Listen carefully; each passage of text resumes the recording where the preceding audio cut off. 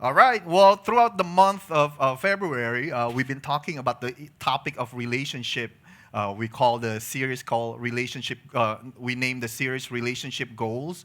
A series is when we pick a topic and then we just talk about it for a few weeks. So this is actually the last part of our series, Relationship Goals. So you can again check out our YouTube, go to our apps because we uploaded our messages there, and you can check out the previous two messages where we talk a lot about expectation. There's always expectation in relationship, and how do we deal with that? And this morning, as the last part of this relationship series, I would like to talk about this one word, and this one word is very hard to define.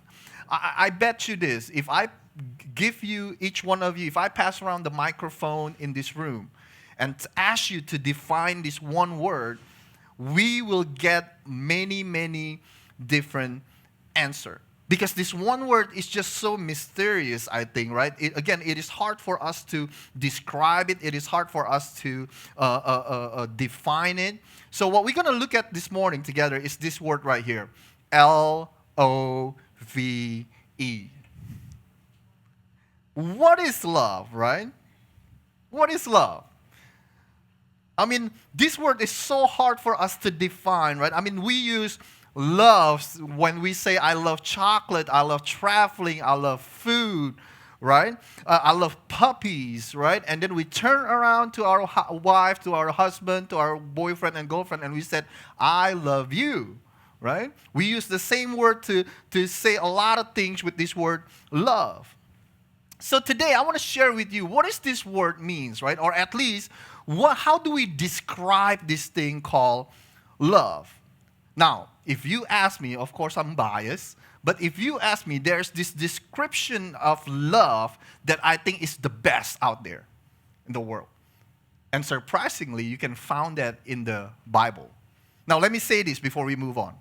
If you are not a Christian, if you are still figuring out whether you want to be a Christian or not, if you are not sure whether this whole Jesus thing is real or not, right? What is this whole Bible thing is real or not? I bet you this, that you will not disagree with this description that I'm about to show you.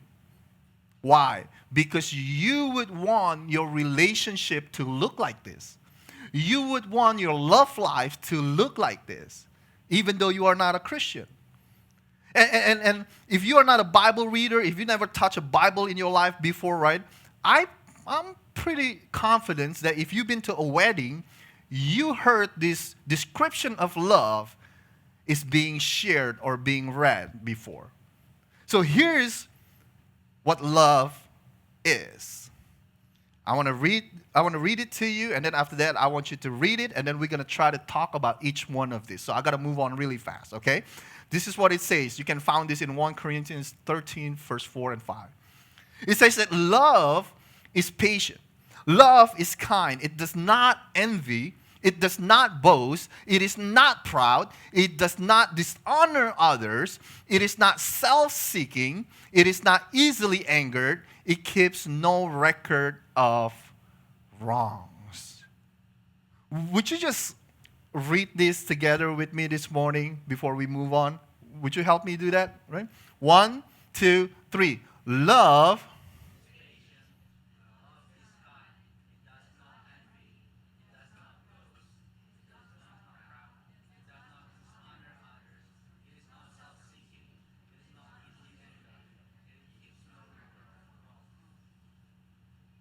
That's pretty weak, but it's okay. I'll take this some more. It's okay. So let's talk about each one of these. Love is patient. What is patient? If somebody asks you, are you a patient person? Right? Are you pretty patient? What is patient? Here's how I define patient, right? Patient is not pushy. Patient is move into the other people's direction. Patient is go with the pace of the other person. I watched this video, one of these inspirational video on Facebook before about this video. There's this old man, which is the father who is at the old age, right? And then the adult son of his. They were sitting on the park on a bench, right? The son is reading newspaper, and the dad is just kind of staring at this sign, right? And then the dad asks his son, his adult son, and this is what he asked: "What is that says? What is that writing says?" And then the son kind of like, he was reading in the newspaper, so he's kind of, oh man. And then he said, "Oh, this is what it says, Dad." And then 10 seconds later, the dad asked the same question: "What is that says?" Right? So apparently, because he is old, he has this condition of memory loss and things like that. So he asked this question over and over and over again. And finally, the son just folded the newspaper, and he feels annoyed and said, "Dad, I told you more than 10 times. This is what it says." And then on that video, all of a sudden, the son remember things from the past where he was still a little kid. And then he asked the same question over and over again to his dad. And his dad patiently answered the question every single time that the son asks. Right? Patient is moving into the other people's direction, keeping the pace with the other person. I know some of you, maybe the ladies says, "Yeah, Sam, preach it. You got to tell my husband, right? Stop hurrying me. I know we are 30 minutes late, but hey, stop rushing me," right? Yeah, I mean, from the standpoint of the husband, yes, I feel like you need to be more patient, right? But remember, the way we define patient is that you go with the pace of the other person. If being on time is so important for your husband or for your boyfriend or for your girlfriend or whoever, for your wife, right? If being on time is so important for the other person, you have to be willing to go with the pace of the other person. Why? Because love differs. Love differs to the other person, right? So that's the first one. Love is patient. The second one, love is kind. Love is kind. Say it again together with me, would you? 1, 2, 3. Love. I don't know what it is, right? Maybe this is just me. Maybe you never thought this. In our culture, whenever we think of kindness, we always think like, oh man, kind, it just sounds soft. It just sounds weak, right? Do you know that it's actually the opposite? See, unkindness, if you cannot be kind to other people, if I cannot be kind to other people, right? Unkindness is actually a sign of weaknesses. Because unkindness says that you and me, we cannot control ourselves. What it is kindness is loaning someone your strength rather than reminding them of their weaknesses. Kindness, if you can go to the next slide, please. Loaning someone your strength rather than reminding them of their weaknesses. Instead of reminding them, you always do that. I mean, how many times did I tell you not to do that? And you do it again, right? Not constantly reminding them of their weaknesses. You know, aren't you glad that that's what God did to us? Or that's what God does to us? Right? God did not say, "Sam, you did what? Again?" "Sam, call me when you get it right." Okay, "Sam, call me when you clean up your life." Aren't you glad that God did not do that to us? The Bible says, while we are still sinners, not after we clean up our acts, but while we are still sinners, Christ died for you. Christ died for me. Now, let me ask you this question this morning. What is our go-to response to someone else's weaknesses? What is our go-to response to someone else's weaknesses? Man, if you are dating, aren't you glad that you hear this morning? Right? If you are dating, pay attention to how your boyfriend, your girlfriend, your fiance, pay attention to how they respond to other people's weaknesses. Hey, when you guys go out on a date and have a dinner together, pay attention to how they would respond if the waiter make a mistake. Find out how they respond when the other driver on the street driving too slow and the other driver is just like, do you even know how to drive, right? Pay attention to how they respond to that. Pay attention to how they respond to all of this imperfectness that happen, that's going on in the family. Pay attention to that. Now, it's going to be hard. Why? Because they are at their best behavior when they are around you, right? Right? They always bringing their best version of them. But sooner or later, you will see. Now, the reason why I said that is because this. Trust me. If they don't respond well to other people's weaknesses, you are next on the line. You are on their list. Woo! That's brutal. Okay, let's move on. Apostle Paul. Okay, that was just. And then Apostle Paul, which is the writer of what we just read, the picture of love, right? He gave us this, what I call a toxic trio. A toxic trio is this: love does not envy. Love does not boast. Love is not proud. What does that mean? Does not envy, it's not proud, right? It just means that we let the other person shine, right? We let them into the spotlight and we step out of the spotlight. Love is not threatened by other people's success. Check this out. Love is not inserting our story into other people's success, right? Remind them what we did for them. Oh yeah, I was the one that introduced. I was the one that helped him get into that company. We always trying to insert our story into other people's success, and love does not do that. Because love celebrate other people's success, right? Love is not one-upping somebody, right? You know one-upping somebody? Right? When somebody say, hey, I went fishing and I caught the fish this big, you don't have to tell a story about how your friends or you went fishing and you caught the fish this big. That's what love is. We don't need to one-up other people's story. If you married, sorry married people, I keep pointing at you.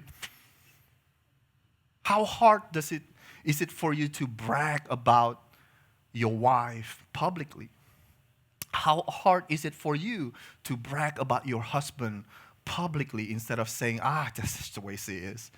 that's just the way he is, right? This is why we said this over and over again for the last 3 years that we've been doing Relationship Goal series. We said that working on becoming healthy, it is so important. Healthy emotionally, healthy spiritually, even healthy physically are so important for us. Because if we are unhealthy, we don't feel good about ourselves. And if we don't feel good about ourselves, how can we let other people feel good about themselves?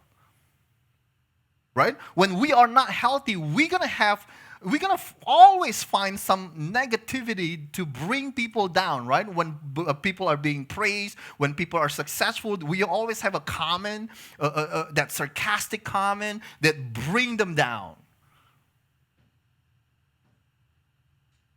I heard a pastor say this. I don't know if you're familiar with, his name is Pastor T.D. Jakes. Pastor T.D. Jakes says this: the hardest people to love are the people who don't love themselves.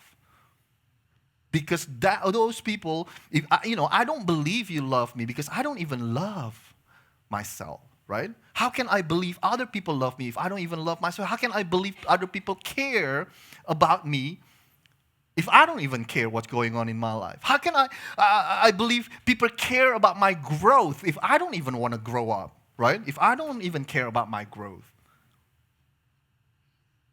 Here's the next one on the list. Love does not dishonor others. Love does not dishonor others. What does it mean to honor other people?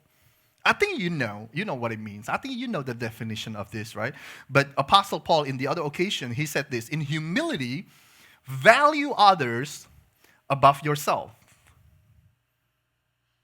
Does that mean that other people are more valuable than you? No, that's not what it means. We are valuable. We are all valuable, right? But no. What it means is treat them like they are more valuable than us. Here's how I put it. Think about someone that you really admire. A politician, a famous people, a celebrity, an athlete, an actor, actress, right, singer. Think about somebody that you really, really admire, right? The person that you read their books, the person that you watch all the time on TV. And imagine you are having dinner with them. Imagine that. Now, this is what I think about how you are going to prepare for that dinner. This is what I know. I'm pretty sure this is what you and me will do. We will bring the best version of us, right? Right? Because we honor them, because you admire them. Right? Here's what I know also.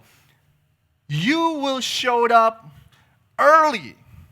I mean, if you admire someone, you are having dinner with them and you still showed up late. If you're having dinner with Denzel Washington and you still showed up late, man, that's incurable disease, I think, right? Because I know you will show up early. And if they're late, you're not going to be like, come on, Denzel, I got no time for this, man. Where were you, man? Come on, right? You're going to be like, I'm going to be like, wow, man, it's not a big deal. Thank you for taking your time to have dinner with me, right? That's what it means to honor others. We value them, so we treat them like they are more valuable. Now, guys, I have a gift from you. This is a gift from me just because you showed up in church this morning, okay? This is a secret. Don't tell anybody who didn't come to church, okay? Guys, let me tell you something. Do you know how unique you will be? If this is what you say, I will never, ever dishonor another woman in my life, again in my life. If you promise yourself that I will honor all the women that I will meet, right? I will never dishonor women with my words, with my response. I will never trick them and dishonor them with my looks, right? And then, when you dated somebody, somehow that relationship didn't work out, the girl will say something like this, well, I don't have any regret. He is such a great guy, right? He just things don't work out, right? Imagine if that's what we do when we go out on a date, where we honor the other person. Instead, this is what it looks like for many of us, right? When we see our ex at Target, we will go around to the other aisle, right?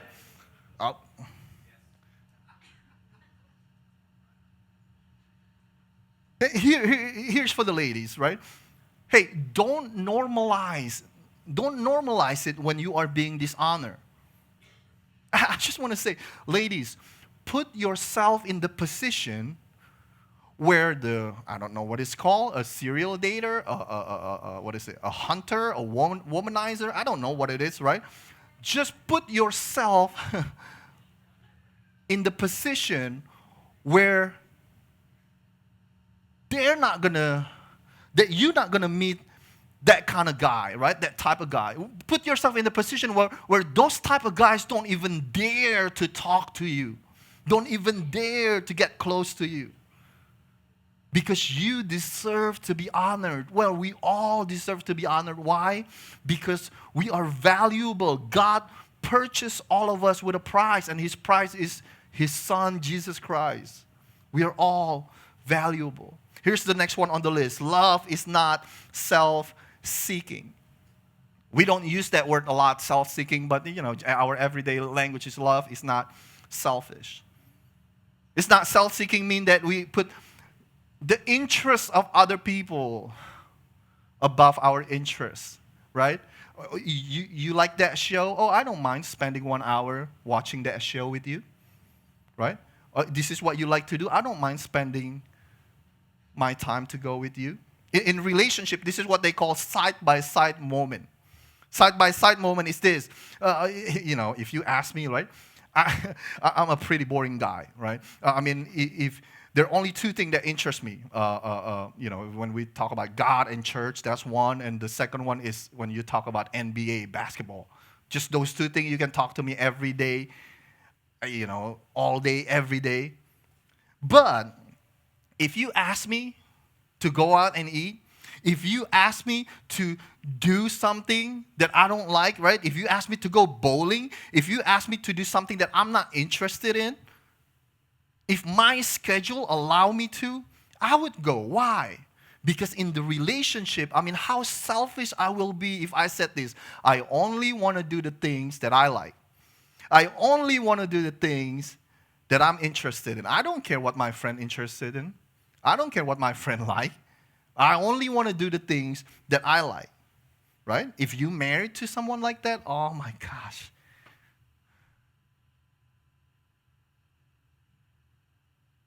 If you're single, this is a secret for you again. If you want to know whether someone is self-seeking or not, here's what you need to do.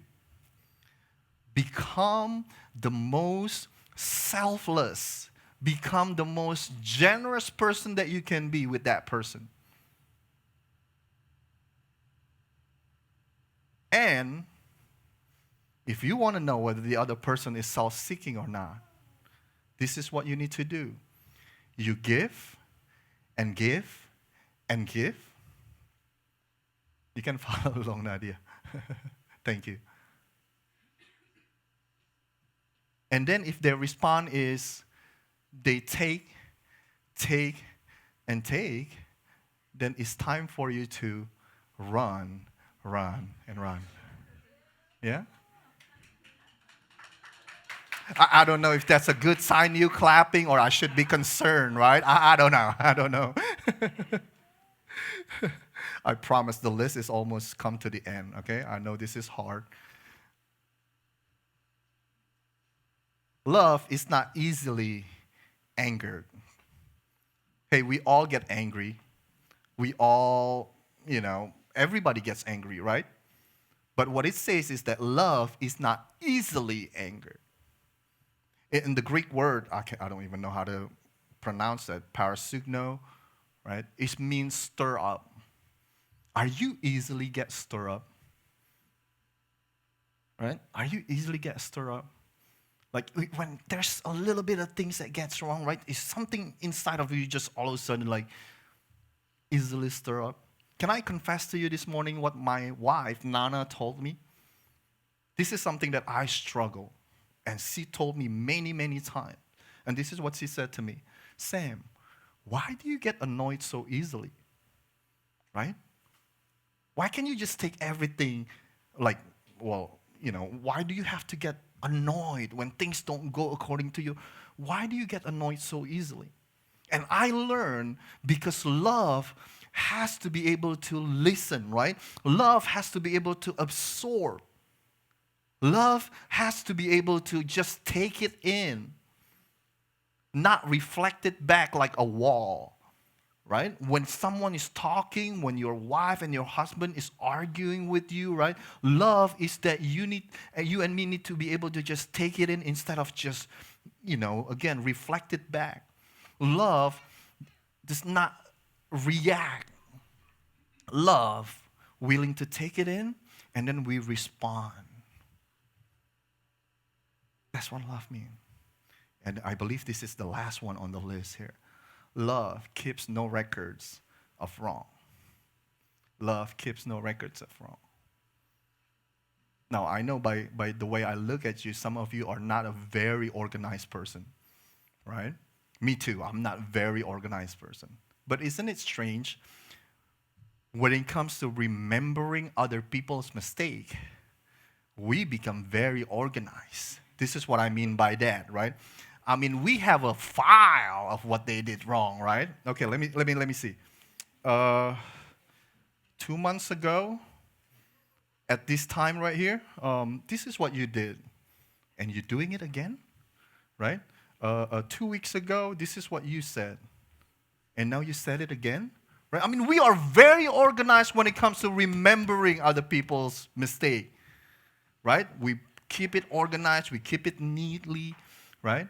But when it comes to our mistake, we don't remember when was the last time we make mistake, right? We all of a sudden, we become a very disorganized person. Love does not keep does keep no records of wrong. Let me ask you the question, a question that, again, Nana asked me, right? She didn't really exactly ask me this question, but she made a statement that I turn it into a question, and I want to ask you the same thing this morning, right? Because my wife, Nana, says this, I feel like I'm just waiting for you, Sam, to tell me what I did wrong next, right? It seems like there's going to be something that I will do wrong, and you're just going to point it to me. I'm just waiting for that every single day. That's what she said. So I turned that into a question. And I want to ask you the same question. Do you enjoy catching your spouse, catching your loved one, catching your boyfriend or girlfriend messing up? Do you enjoy just catching them doing something wrong?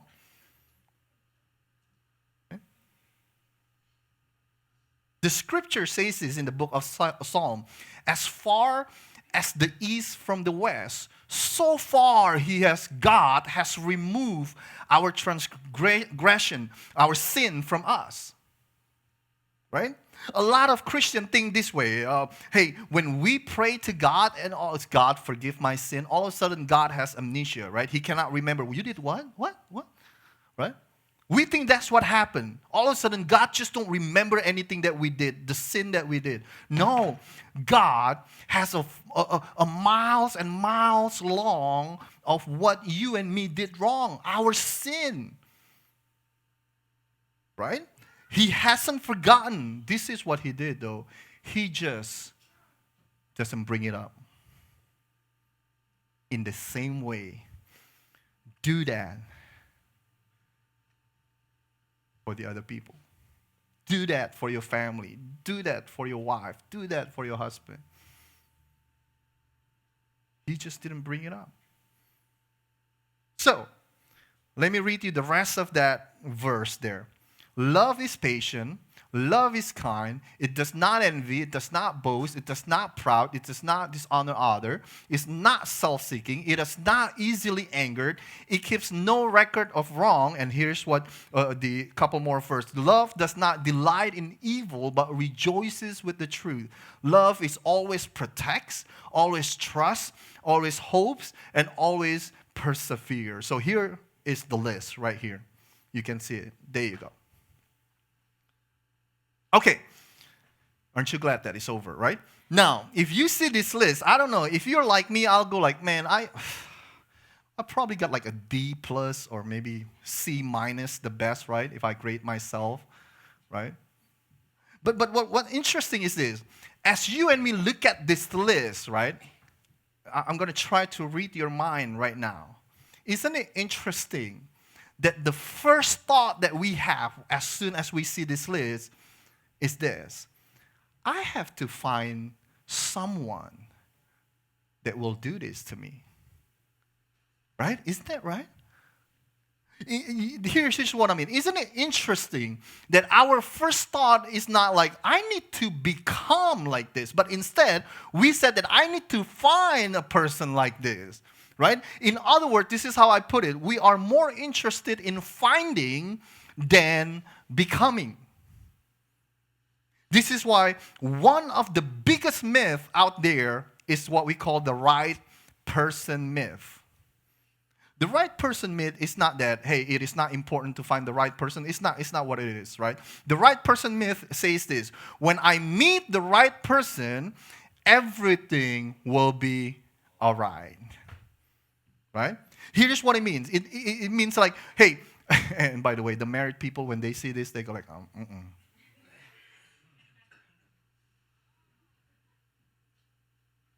The right person myth says this. The right person myth. What I do between now and then, right? I mean, I can do whatever I want right now. I can date however I like it right now, right? I can play, I can do whatever I want right now. But one day, when I'm ready to settle down, I will find the right person, and all of a sudden, all of my past experience just like, poof, gone. And we become a brand new person. And all of a sudden, right, the right person myth says this. Well, I can do whatever I want right now. One day when I stand in front of the pastor with a great suit, with a beautiful gown, right, wedding dress, and then with the beautiful people in the party, great food, and spend $20,000 on the wedding, right? One day when I said I do, all of a sudden, poof, all of my bad habit just disappeared. That's what the right person myth means, right? We think that the way we spend money is going to get better as soon as we say I do, right? Our habit of watching porn will stop as soon as we say I do, right? That's the right person myth. We think that when I just need to find the right person and everything will be all right. And everything will go away as soon as I found the right person. After all, this is what we're thinking, right? Nadia, show me the list again, Nadia. There you go. Hey, love is patient. Hey, my marriage is going to be so great, it will not require patience. Because I will find a perfect match, and I don't have to be patient because she is going to be so perfect for me. Love is not easily angered, right? No, when I found someone, I'm not going to be angry because he is going to be so perfect for me. That's the right person myth, right? And this kind of thinking fuel our relationship decision, right? We just need to find the right person. And when our relationship failed, this is what we think. I found the wrong right person, right? What I need to do, I just need to find the next right person. That's the fantasy that fuel our relationship decision.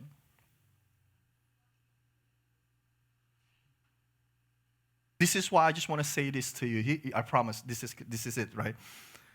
One of the greatest gifts that you can give to your future husband, to your future wife, or if you're married to your wife and to your husband right now, is your relationship with your Savior, Jesus Christ. This is what Jesus says. Yes, I am the vine, you are the branches.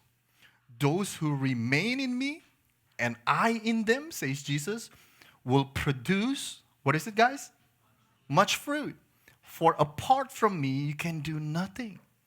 In other words, this is what Jesus says. If you're really following me, if you really take your relationship with me, Jesus, seriously, your life will produce much fruit.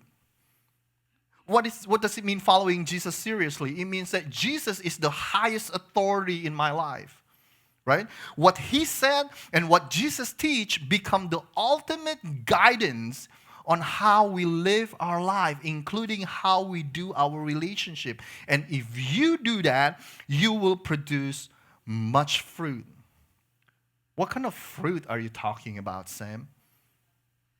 What kind of fruit that the Spirit of God that lives inside of each one of us will produce? I'm glad you asked. But the Holy Spirit produced this kind of fruit in our life.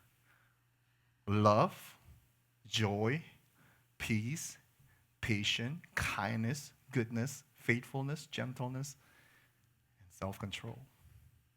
One of the greatest gifts that you can give to your loved one is your relationship with Jesus.